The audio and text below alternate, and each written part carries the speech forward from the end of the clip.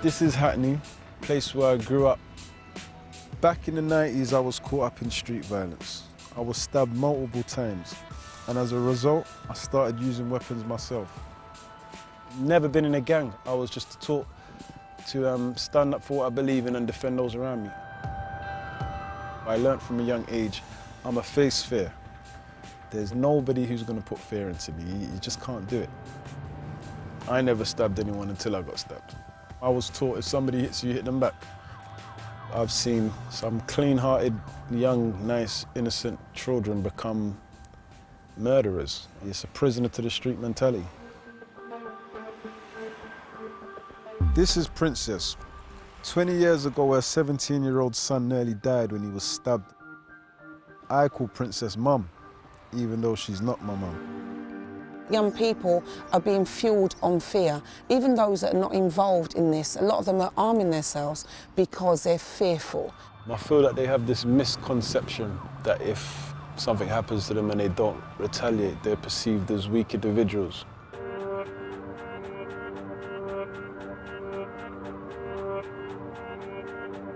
What do you think the solutions may be? Getting into the schools at a young age to prevent the mindsets before they mislearn what we mislearned. Education is definitely the key in terms of conflict resolution, keeping themselves safe. As long as you present the information, so if you tell the children, okay, well, if you go about things a certain way, you're going to end up here, and break down how they get to dead or in jail. I don't know how to digest that, because I thought that was rude. I'm trying to get to the younger generation to give them a chance to make the choice between right and wrong, so they don't go down the same roads that I went down. Me stabbing you and killing you back isn't going to make me a hero. It's going to send me to prison. When I do the workshop, we're showing people elements like how to deal with fear, how to really forgive, and how to apologize when you're wrong. Apologizing takes courage. You can't be wrong and strong.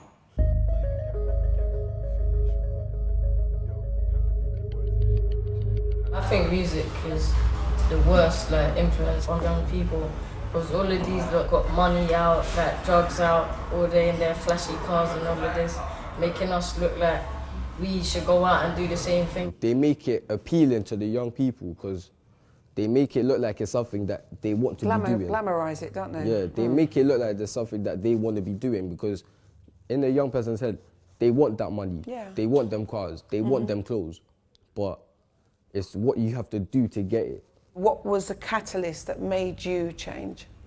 My mum is the reason as to why I changed, because I don't want to see my mum hurt. I don't want her having to worry every time I go outside. I want to be the one that shows out in front of everyone. Wow, that's a lot. Now, I'm emotional. My son was viciously stabbed by a mob of young people. When he was in hospital, I found myself in a very strange predicament because I was very angry, very revengeful. However, I found myself praying for him. We managed to find out who was involved. One of those was Robyn.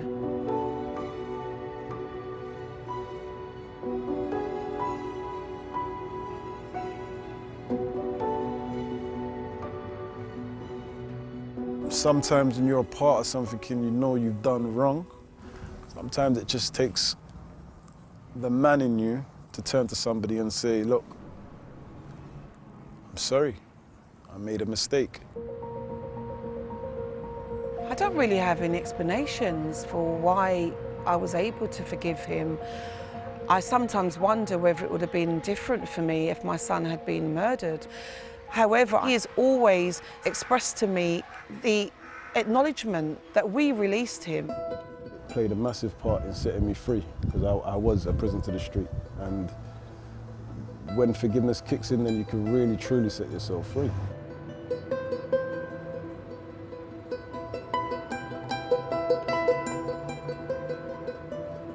It is a unique situation, and it is definitely, without question, the way forward as part solution. It's not just, I've forgiven you and you're getting on with your life. We're connected, we talk regularly, we work on the subject together.